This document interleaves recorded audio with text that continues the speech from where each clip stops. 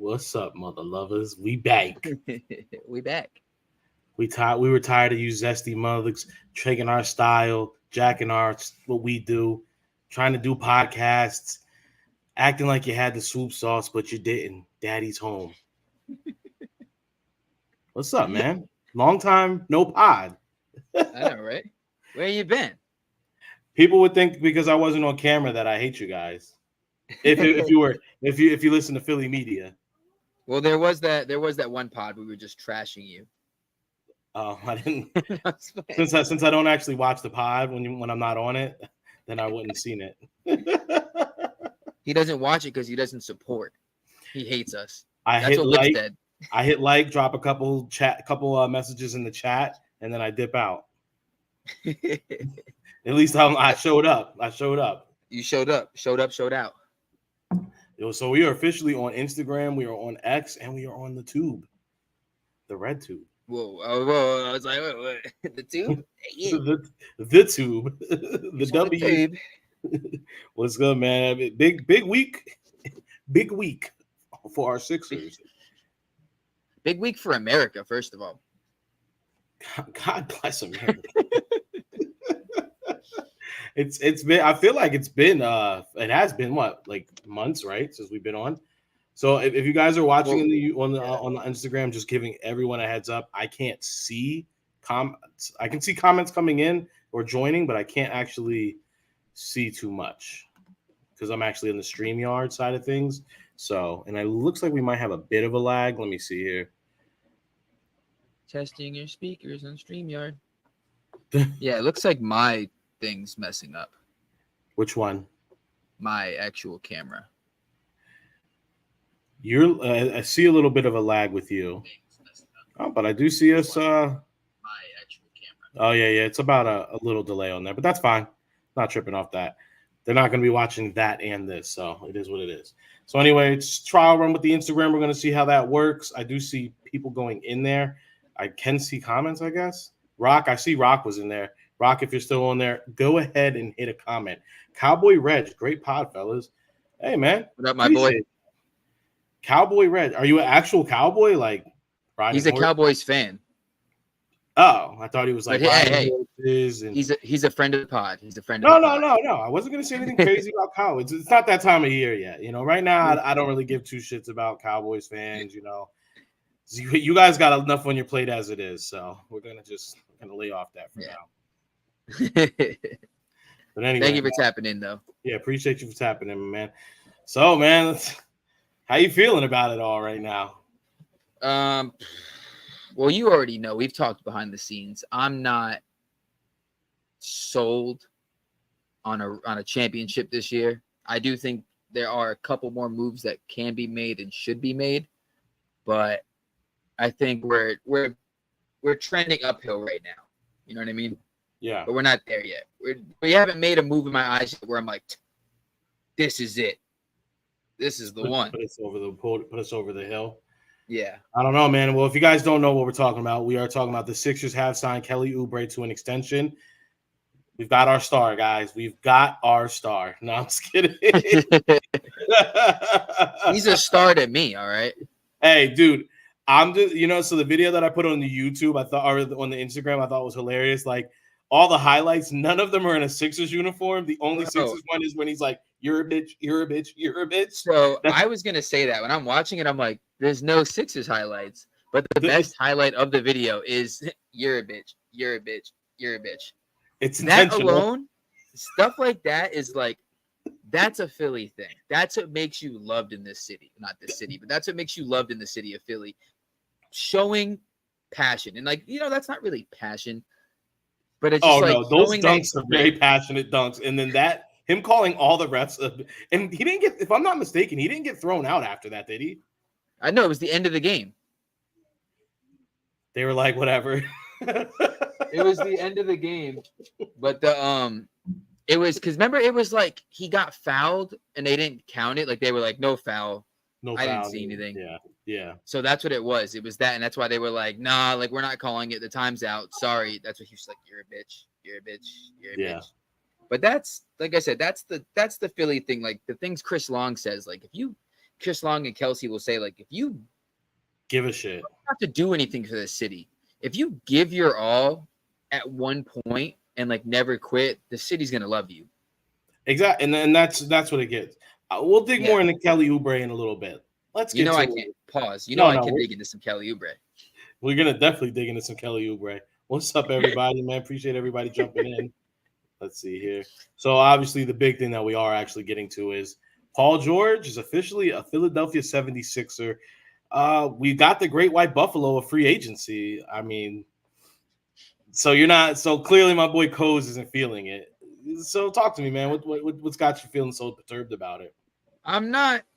So here's my thing. I feel like, what is it? If you don't learn from history, you're doomed to repeat it. Daryl Morey does two things in the offseason. / at this point, I feel like it's just like the Sixers mindset. It's signing an old player who was great at one point, giving him a lot of money, and it being the tail end of his career. And then the Daryl Morey thing is just signing a player who like you worked with before. Signing a player that you worked with before. And I just feel like that's the Daryl Morey way. Like he's just like when you have like when like you're young and like you get in at a job and all your boys like, yo, get me a job. You're like, yo, I got you. I'm gonna get you in when you can, when I can. And like they don't deserve to be there, but they're still like your boys. That's Morey in his head. He's just like, they're like, listen, like the team, the fans are like, get players we need, and Morey's like, I already promised my boys that I was going to sign them to some contracts, though. So like, he's like, I got a guy. Give me a couple. Yeah, I got a guy. So like, PG's injury prone. He's getting older. 4 years. Is it a max contract? Yeah. Okay. Well, the max that we can offer him. So technically, if they wanted to, if the Clippers wanted to, they could have offered him the 4 years. They could have given him a 5-year extension. But they chose to offer him 3 years only, and we gave him 4 years, which is the max that we could provide him. So 4 years, $212 million. He got the bag. Nice. If he's great, that's great. But that's the thing. It's relying on someone being great all the time. All right. Well, let's see here. My whole thing about it is, all right, we're gonna all be in agreement on one common thing between all the players on the team, and it's going to be if healthy. So look, we're going into that with that preference, if healthy, like, so we can get that out of the way right now. Like, we know that that's been an issue for Joel Embiid. We know that's also been an issue for Paul George as well. He has closed your camera, a little laggy. My boy, just a heads up for you. Yeah, I know. I don't know why it's doing it. I see it. I might just have to go out and buy a new camera. I'm over this. Might be, bro. But out of the 5 years, I think it was 5 years he's been with the Clippers. He's this past season is the first time he played over the 55 games. All the other seasons, it's been under that. So obviously, being healthy, we know, has been an issue for him. It's also been a major issue for Joel. Not an Iron Man in his career since he's been in the NBA. Great when they're both there, but when they're not, obviously they're not. But I will go ahead and say this. So I will go back in 2021. It looks like that was the least amount of games he played with the Clippers, and he still averaged about 24. He played 31 games. He averaged 24 points. He had 6.9 rebounds, and then the assists were at 5.7. So if he wasn't Is this camera better? Is this camera better? It's not. Well, now it's lagging. Oh damn. Okay. Yeah, I tried to switch to the actual front camera. My bad. No, sometimes it does that. Yeah, so I mean, even in the year where he did get hurt, he still put up great numbers. I mean, Yeah, I mean, and then last year, we're worrying about the age too. That's the other part. Last year, he still averaged 22.6 points, 5.2 rebounds, and 3.5 assists. But the major thing that we love is 41% from the 3-point line is major. But it's even better when he was a catch and shoot isolation percentage, 45.6%. Okay. So he's he's still, I mean, look, if the numbers didn't reflect so great last season and hadn't been so steady, I would have said it's not really like great, but they're pretty steady every season. And even last season, it's not like he's been dipping. And my other point with PG is the fact that if PG does start to decline, I think we have 2 solid years, right? That's what everyone keeps saying. 2 great years. Hopefully, you got 2 years of Embiid's prime, 2 years of PG being solid. We have to go and win a title in one of these years, hopefully both of these years, and they both stay healthy. That would be the best situation. And if they're able to do that, I mean, it could be great. It could be great. It definitely could be. What I'm seeing around the league though is that a lot of teams are like, we are definitely building something better. Like obviously PG is an upgrade from Tobias Harris. So that's great. Getting more pieces. The fucking listen. Shout out his dad for being just the absolute GOAT agent. Fucking greatest dad ever. Bro, I don't know how his dad must have been a pimp or something, because like I don't know how you smooth talk all these GMs into like paying how to pay your son this money when your son just does absolute fuck all when it matters. Dude, it's just like kudos to him. I hate him. I cannot hate his father.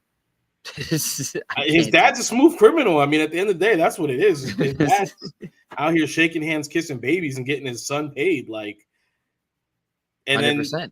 then you know he holds Daryl, because Daryl had the. So what a lot of people don't know, and I just discovered this. So one of the reasons that we could have there were opportunities to trade Tobias at the last 2 seasons, but Daryl chose to hold on to him because I guess when you have a player on his type of deal, if that player leaves, it clears the cap. So that's what was essentially gave him the opportunity to be able to go out and sign Paul George before he was to sign Maxey to the max deal. So it was about money going out essentially. So he basically just bit the Tobias bullet on the head and just stood strong on that shit, knowing that he was going to do this. Okay. Still kind of annoying, but appreciate you, brother. It's a weird NBA contracts are weird to me. You broke up. I didn't hear what you said. NBA contracts are weird to me. They're so well. They're really weird. They're really weird. It's also weird that like some of these players are just getting fucking paid out the wazoo. It's like it's a crazy thing, because when you see like NFL or like even when you watch like MLB, like they'll just not pay a guy if they feel like, all right, we're not gonna pay. Like it's season to season. Like sometimes like markets reset, obviously, but in like MLB, we're seeing like pitchers that had great seasons last season, but they aren't worth what the current market for an ace pitcher was. So they just sat out until right at spring training and took a 1-year deal for way less money than they probably planned to do. Like Blake Snell. And in the NBA, that just doesn't happen. It's just like these guys, they get it. They're like, well, we have to give, like the Golden State Warriors. They're like, we have to give this cap to someone, so we'll give it to Kuminga or we'll give it to Wiseman. Yeah. So I don't know, and I guess it's because like it's such a star-driven league. They have so much more power than like any of the other athletes in other leagues do. So they're able to go ahead and just run that up. If you guys are just tapping in on the Instagram, we're not able to see comments on that side. So if you want to come on over to the YouTube, you're more than welcome to go and do that. But you're able to watch from both, so it doesn't matter. Yeah, I just posted a link on my story of the link to the YouTube, so it's easier for people to just come on over. I don't know why it does that. It's kind of annoying. Yeah, I don't know. So I mean, look, at the end of the day, look, Paul George, he's way older than you would want to spend on a guy. But I think the skill set is there, and even if, like I said, if we get 2 solid years of Paul George, and I'm just gonna say if there's a slight decrease, I will say 75 to 85% of Paul George's max powers are still way better than Tobias Harris at 100% of his powers. Like, yeah. See, I'll agree with that one.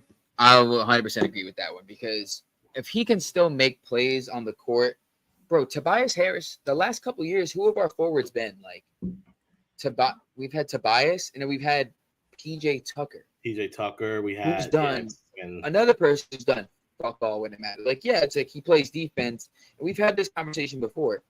You can play defense, and that's great. But if you offer nothing on offense, you're useless. Yeah. This isn't the NFL where you're just playing defense. Like, we need you to score and play defense. So like you playing defense is cool. You're not playing defense on all 5 guys. You're just stopping one person, which means and the one person the one person's gonna become assist god and just pass the ball out, and then it's like, I did my job. How about you shoot the corner threes? Yeah. He'll make like 1 every 3 games. Yeah. The thing is, it's like even when Embiid was out and we needed like someone to turn to, it's like obviously Maxey steps up, but it's like he needs help. And it's like then there's been multiple times in his stint when he was in Philadelphia that there was the ability for him to go ahead and step up and have these situations and like be a guy for us. And every time it was, you might get one good Tobias game where he like gets like 25 points and like 5 rebounds. You're like, who? This is great. Yeah, where's this Tobias? And then next week, bet the under because he's getting fucking 9 points. He's roasted. Do you know he never, like, I don't think he's dove at one ball the entire time he was on the Sixers. That makes like sense. Zero hustle ability. Like the guy was just like nothing. And somehow still goes and gets 2 years and $52 million from Detroit. Now I don't get what they see. It's insanity. It's because it's that crazy. The thing is, because if you read his box score, it's actually a little. It reads way better than it actually is. That's why you gotta stop. Not you, obviously, but like people have to stop being box score watchers and like watch the game. There's what you see on paper, and then there's the eye test. Dude, you ready for this? I'm ready. He averaged 33 minutes with us this past season. 17.2 points. Field goal percentage was actually 48.7. His 3-point percentage was 35.3. His rebounds was 6.5. Assists were 3.1, and he averaged 1 steal a game. That never happened. None of that happened on the Sixers. No, that was all like one game he had 25 points, and then it was like la la la, and like the next game he had like 12 rebounds randomly, and then just like la la la la. Yeah, and they just all evened out. Like it was never one game where you're like I said, there was one game, maybe 1 or 2 games where you're like, this is Tobias Harris. This is the guy we've been looking for, and then just nothing. No, absolute. Definitely not. That's fake news on those stats. Those are definitely fake news stats. His dad paid someone to put those on ESPN and all the other sites. I really don't understand. But one thing we will get is PG does play defense. He's a bigger guy. I feel like we've just got like when it comes, all right, like how I'm looking at this team right now is when it comes to each like so with guard, wing, center, we have a top tier guy at all 3 of those positions. So it's like if they're trying to smother Maxey or double team Embiid or triple team Embiid, there's 2 guys there that are free. Mm-hmm. And if they're smothering Maxey, Paul George is a mid-range specialist. So like there should be no reason. And then all 3 of those guys play defense. So it's like you just need two hustle 3-and-D guys to be playing alongside them. And these guys should be like firing on all cylinders. So who do you think are 2 names that you would want to add? Like one, we'll say one maybe expensive guy we can trade for, and then like one maybe cheap guy we can try to sign. I think there's 2 guys that come to mind for me, but I feel like you might pick the same guys. Well, I mean, I put it on the Instagram earlier. I think Smith Finney is going to be a real, or Finney Smith is going to be a real option. I think they're going to trade. I think we're going to get. It's either going to be, and I hope it doesn't cost 2 firsts, but I think we can get it done with maybe like B-ball Paul in a first. See, that's the crazy thing too in the NBA. The trades they're just becoming more and more exuberant because that Dorian Finney's he's not worth a first. He's not at all. But like that's what you have to do. They're like, it's just like you want him, you got to offer the fucking boat to get him, and it's like, well, I don't want to give you the boat. Especially because it's like a team where we know like they're just taking on, they have no expectation now. They've already gotten like Mikal Bridges was the guy for them. Ben Simmons, they know what time it is with Ben Simmons at this point. Like Ben Simmons, people on Twitter are constantly talking about bringing back Ben Simmons, and in what world would you want it? Like, do you guys not? Again, this is what we've talked about before: the Philly mindset of like, if we bring a player back, he can be better. What did he do on the Nets that you were like, that's what we need back? He sat out for half the year, like a full year. The last time I saw Ben Simmons he was at the Met Gala, bro. Like I haven't even seen him in like. What's his last highlight? He had like a double in like the beginning of the season last year, maybe, and then like got injured the next day. Yeah, and you know what? I will say this though. I still think that the Nets come out on top of all of this because what did they get? Like 5 firsts for Mikal Bridges, or 4 or 5? They got like a haul for Mikal as well. And I'm gonna go ahead and say this, bro. Like, I know I wanted Mikal and I wanted him bad on the Sixers. I think most of us did, but now that the dust is kind of settled and we've kind of looked at that, what was Mikal's last great highlight? Like, what did he do this season that makes you think that he was worth all those picks? No, I personally I would have taken Bridges. He would have been a role player to me. Like he's not someone I look at and I'm like star. Yeah, but he's like a Derek White. Derek White's not a star, but Derek White will get you points, and that's a phenomenal player to have. Derek White just got like $135 million. Yeah, but like if you look at star players, like, or if you look at like good role players, you look, like I said, Derek White is literally the perfect example because when Jalen and Jason are having bad games, that motherfucker. Derek White comes in. That motherfucker put up like 25 points in the first series of the playoffs, didn't he? Yeah. Yeah, he had like 25 points a game, and people were like, "The fuck is this? The fuck is this? How is this? Who is this guy scoring like 30 points?" He's just like Josh Hart. Like Josh Hart's not on the Knicks. Like Josh Hart wasn't. He's not. I'm not gonna ever say Josh Hart is a star. He's like star adjacent. I'll say. Like he's above a role player, but he's not like a star. You know what I'm saying? Like yeah. So, but when the motherfucker gets hot and you guys like we're struggling to go ahead and put points up, and then he's just hitting crazy threes back to back. It's like, well, those are back-breaking like plays, and so you need guys. I mean, you do need guys like that. I just don't know if like it was like 4 first-round picks. Yeah, that's I don't know. Where did he go again? He went to the New York Knicks. Oh, yeah, that's right. And then the Knicks just traded, or not traded, but Hartenstein just went to the Thunder, which is great for them. I think that was a bad move by the Knicks. I think they needed to keep Hartenstein. Yeah, but it was a great move for the Thunder. Yeah, great move for the Thunder. I mean, but I mean, look, the Knicks are definitely going to be in contention next year. They're going to be balling.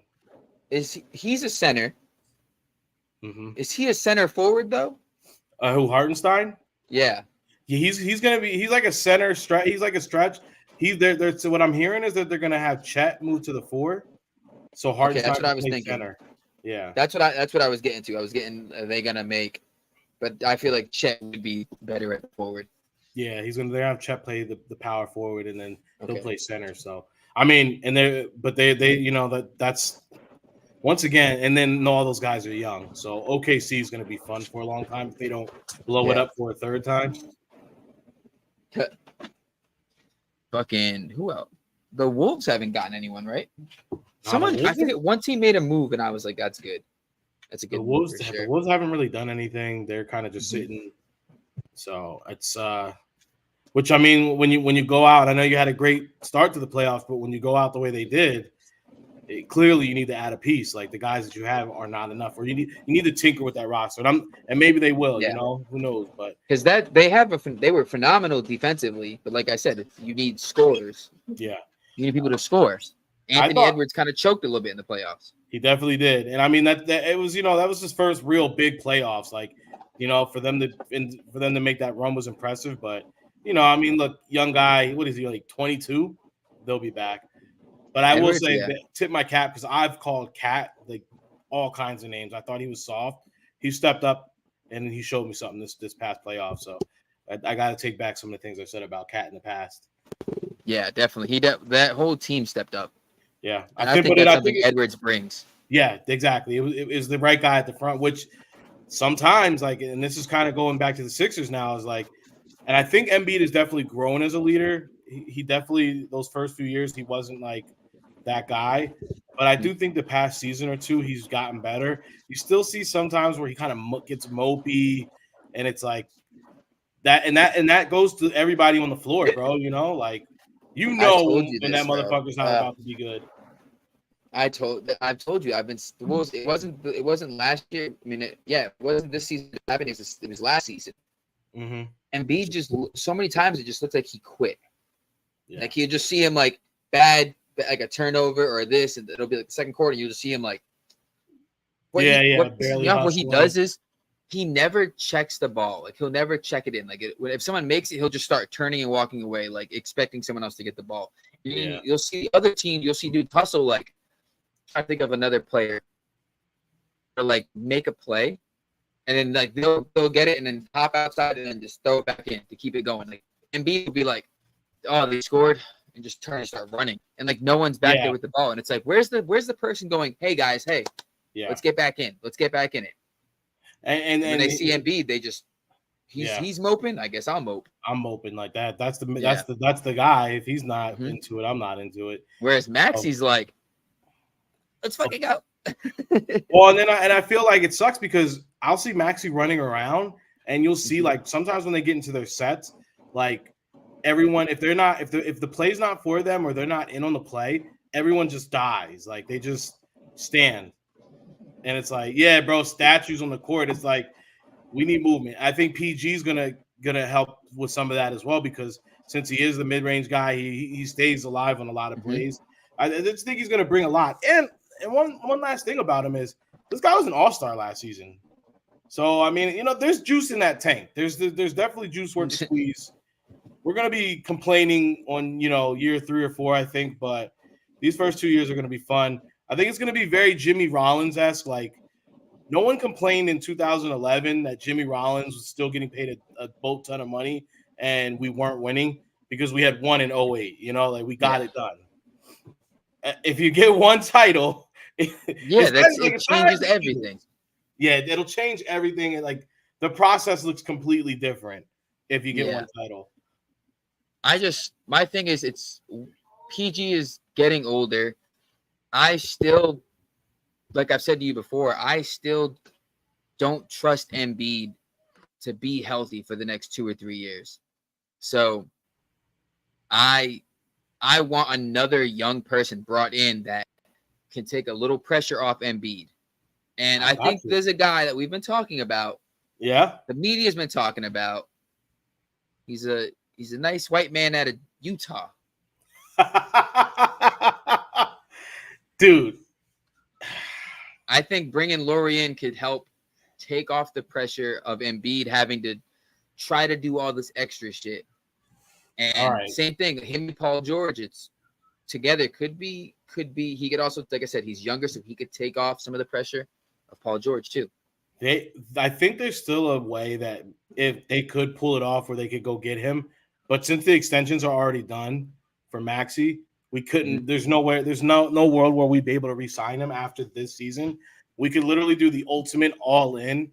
You go get marketing, and you have Embiid, you have PG, you have Maxi this year, and literally it's just veteran role players after that. He's probably gonna be. He's only 27, so it's a king's ransom. Yeah. But yeah, I mean, would you want to do 1 year rental marketing and try to see? I mean, at this point, it's like I said, it's the way the team is set up for me. It's a 2 to 3 year window because PG's older. Both him and Embiid both injury prone. Embiid can't stay healthy, so it's like, how many more years are we gonna waste trying to see like, okay, in 5 years we'll do the rebuild? It's like at this point, you have Maxey. Yeah. Just say fuck it and just try to. Can I give you one beautiful, bright spot in all of this? And I hope to God Morey is protecting it with his life. So Are you talking about that first round pick? That 2028 first rounder? The Clippers unprotected first rounder? All right, they've just given the Beard $70 million for 2 years. What they just did Kawhi last year as well, I believe. So he's gonna basically him and their contracts will be done at the same time. That 2028 pick is going to be very valuable. Maxey will. That's what that's 3 years away. 2 years, depending on how the season. Well, by the time the season's over, Maxey's 23 now. Maxey will be like 25, 27, prime. He'll be in his prime. Young guy coming in. It might be like that's going to be like the Maxey era has already begun, but like that, like if all like and at that point, it's no longer the process, right? It's a completely different thing.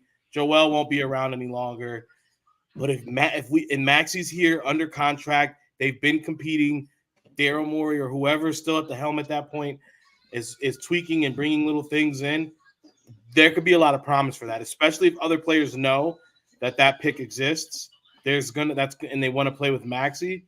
That could be very big for us in a couple years.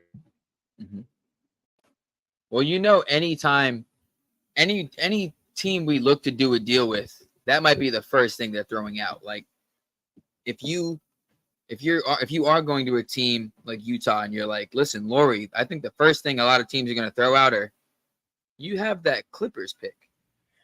You have that Clippers pick in your back pocket. But that pick is so valuable. It's like people are going to be they're going to be eye fucking the shit out of it every time you go. Yeah, and it's like obviously not these numbers, but it's like, could I interest you in 2 firsts or like that pick?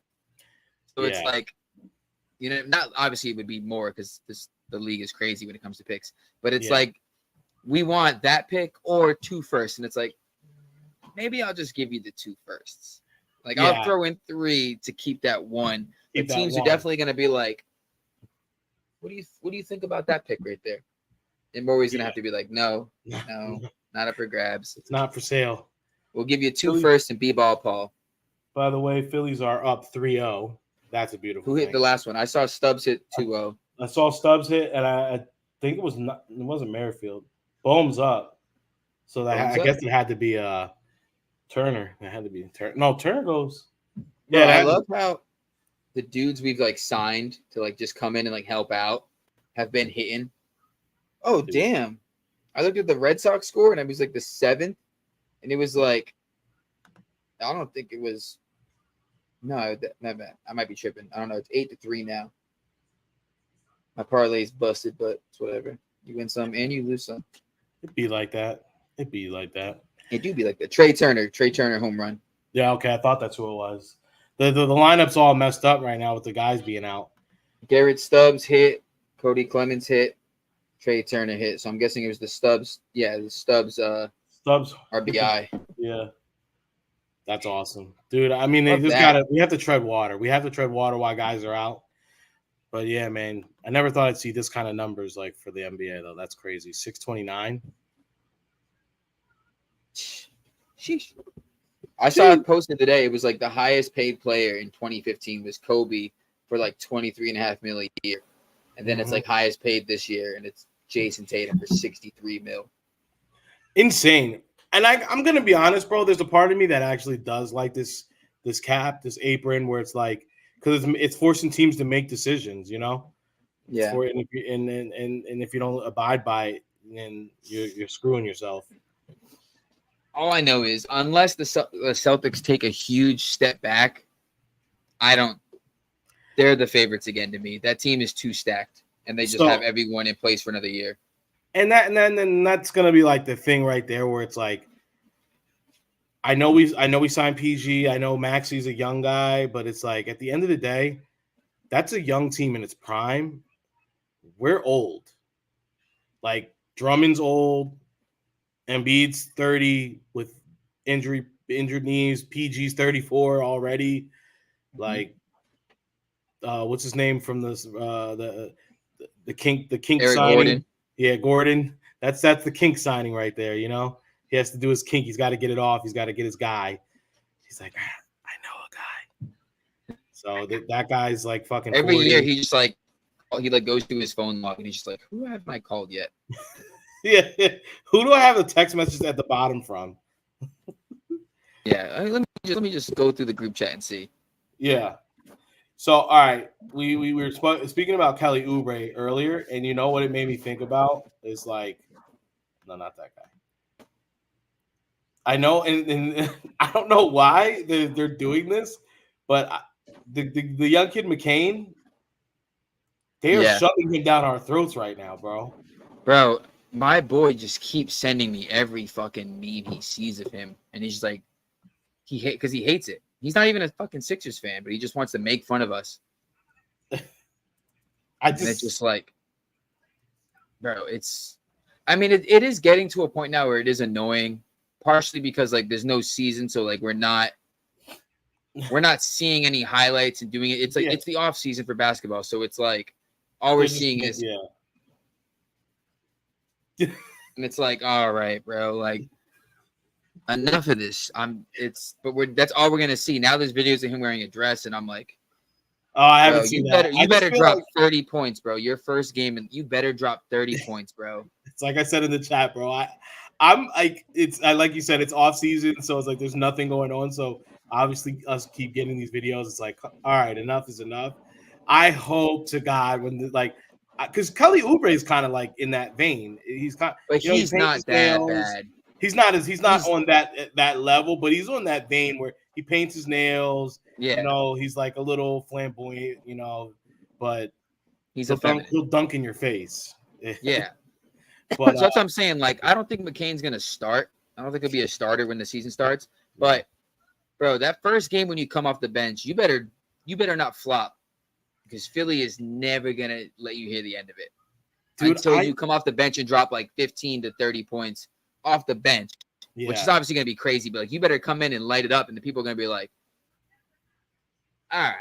I think he's gonna be. I have it because he's not very big. He's so like his frame. He's very thick. Pause. No Diddy. Whatever. And he's worked. It's almost like I've heard a lot of things people say. He's trained knowing that he's a smaller guy. So like you see him like he's kind of, you know, I'm not gonna say built like a Jalen Hurts, but he's thick like, you know, like those guys. Bro, so I was gonna say I've been the couple of like random clips I see, his thighs look huge for his body. I'm like, they say that he is like basically since he's been like coming up and like going through the ranks, he's known that his body size wasn't as big. So like where Maxey comes in, he still has a little bit more height and he's fast. This kid knows he's not that fast and he doesn't have that height. So he's trained to be like when these guys he's not afraid to put a body on someone. He's not afraid to push and stuff like. So yeah, he is aggressive. So I'm hoping he's gonna be like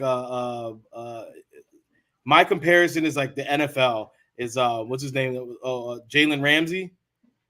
Because Jalen Ramsey gives a lot of zest, but when he was on, he would put a body on somebody. His old interviews are priceless. Why don't you ask him? Why don't you ask him? And I mean, this kid's got a lot of zest going on. You know, you tell me. You tell me who got who head. Yeah. Go ask him, bro. That interview is rent free, bro. Rent free. In my head, he's sitting there shirtless. He goes, "Okay." I told him he old. I guess he didn't like that. Yo, Zest master, bro. Zest master. But he Just put up to go have a kid with Golden Tate's sister. crazy, insane. Still crazy. And he'll put a body on you like you're mad. You're like you can't do nothing about it. So Yeah. I think this kid's gonna be very aggressive when he does get the chance and gets kind of settled. So it's like we were joking about in the chat. I hope he comes out, drops like a 20, 25, 30 banger on off the bench, and like also like just has like a crazy block on somebody or steal. Bro, the funniest thing is because he's young and you see the mindset he has of like he's been doing stuff for years that gets people bullied, and he's like, I'm like, you're not gonna bully me. I don't care. I feel like that could translate to the pros when like people are talking shit, and he's like, I don't give a shit. Like, what do you like? I said, like, bro, he's the first game where he bangs a 3 and like runs down the court, and he's like, let's fucking go. Yeah. It's like he's gonna hit the dance. Like, bro, get back on defense. But if he drains like a buzzer. Like game-winning 3, and then just stops and just that's the highlight. That's the highlight reel for sure. Like I no longer will hate him, dude. I despise him until he does that. That he's got to know that's like he's got to do that, right? Like it's like he has to do some shit like that. But then if he does it, then it becomes a thing in Philly. Oh my god, bro! We go to the home opener, and like cats are hitting that. It's going to happen. If he goes off. See, that's the thing. Like I said, like we were talking about before with Philly. Yeah. If you go off, all is forgiven. I see exactly what's going to happen. He's going to go off in a game, do the thing, and then that following week when the Eagles play, who's on the Eagles right now? Who's getting the touchdown and doing it? Yeah. Barkley. Oh, you're right. Hurts ain't doing it. Hurts not doing it. Smitty's not doing it. AJ might. Nah, AJ not doing it. Nah, you don't think so? Nah, it's definitely. I see Barkley doing it. I see a running back doing it. You know who does it? You know who does it, dude? Puts somebody in a body bag and gets up and does it. Nolan Smith. Nah. Nolan's gonna do it. Nolan's gonna do it. I don't see Nolan. My first thought was Chauncey. I can see Chauncey. Getting a pick and then doing something. You're right. It's Chauncey. No, I feel Nolan is he's too goldfish for me. Like I think he's gonna make the sack and like be happy and then be like back to the line. I gotta like get back into position. Yeah, I gotta stay locked in. I don't see him celebrating like that. Yeah, we already know BG's doing his thing. So I see Chauncey or someone. Yeah, I think you're right. I think Barkley and Chauncey have the biggest potential to do it. But I could see someone else making a play and then Slay doing it. Slay would do it. I see Slay doing it after someone else makes the play. Yeah. No, I could see it. That's probably what happens. Like they'll run to each other and celebrate, and he'll be like, "Yeah." Slay be streaming. Yeah, those guys are all meta, so they're online a lot. They know. Ah, damn, that's a good one. That would. I don't see Quinyon doing it. He's too. Yeah, he reminds me of like a military guy. Yeah. I see Chauncey doing it. Definitely don't. I feel like maybe they might bully Reed into doing it. They might be like do it with us, and like Chauncey and Reed do it or something. We see just Hurts on the sideline just. And then you're gonna see it's gonna cut, and you're gonna see Smitty and AJ next to each other, and AJ gonna be like, "Yeah, they doing the dance. Those are always my favorite, bro. When you see Hurts, and then you just see the other guys just laughing on the sideline, just going crazy, and Hurts is just sitting there. Yeah, I definitely see Barkley doing it. I also, for the record, we're not moving into the Eagles, but I see Barkley getting the first touchdown of the season. Ooh. We'll save that. We'll save that for the next video. We'll save that. And on that note, hey guys, a little teaser. Hey, good. It's good to be back. We, I guess Tuesday, if we can probably start expecting Tuesday videos, or Tuesday lives, and then we'll be dropping videos throughout the week because that's the schedule seems good. Subscribe, hit that bell, baby, so you comment, know. subscribe, hit that bell. Hit the bell. Tell us how you feel about the PG signing and who you want us to go ahead and actually sign or trade for at this point. Other than that, you already know I'm your boy Rico, New Era Capo. My I'm your boy. boy Cozy. And on that note, we out, baby. Booka, booka, booka, booka, booka, booka, booka, booka, booka, booka, booka, booka, booka.